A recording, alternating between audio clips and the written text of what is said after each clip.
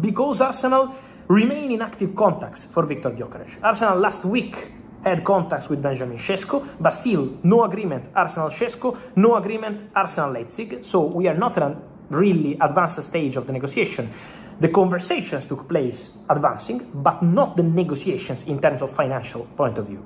For Viktor Gyokeres, new contacts are taking place. Arsenal are regaining contact for Viktor Gyokeres, so he remains an option on Arsenal list.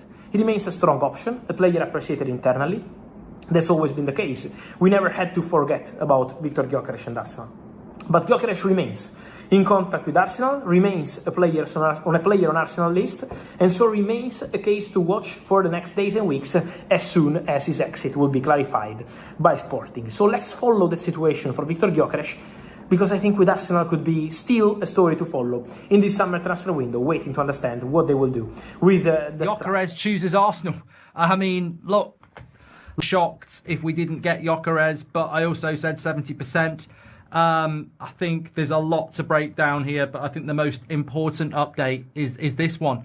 And remember, this is the guy who has been telling us that Man United have been on the phone to Sporting last week, last weekend, all week.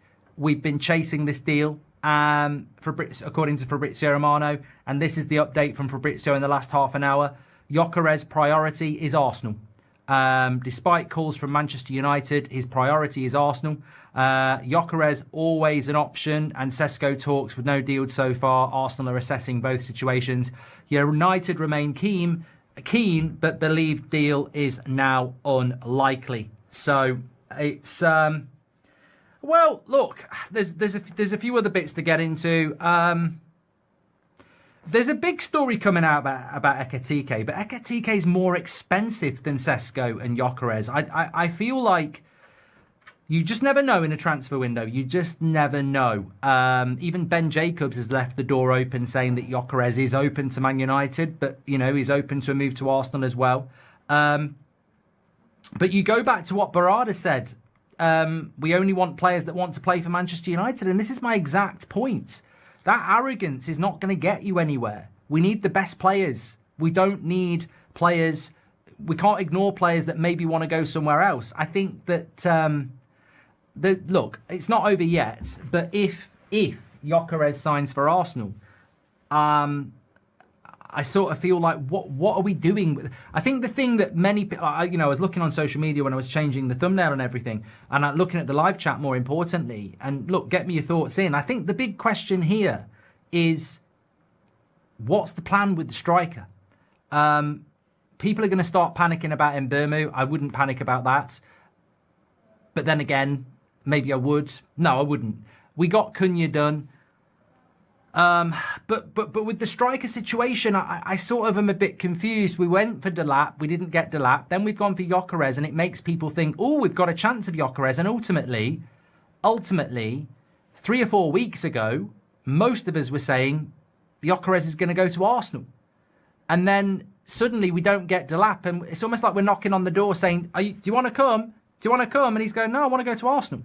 If Arsenal drop out, I'll talk to you, but I want to go to Arsenal. And it feels like we've sort of knocking on doors a little bit desperately. I don't know.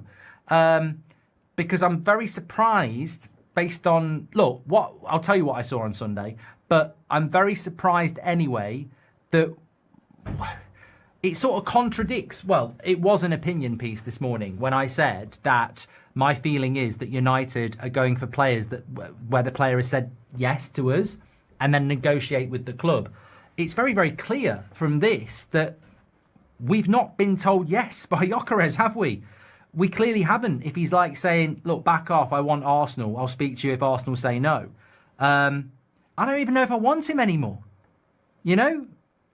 I do, but it makes me so angry where we are as a football club.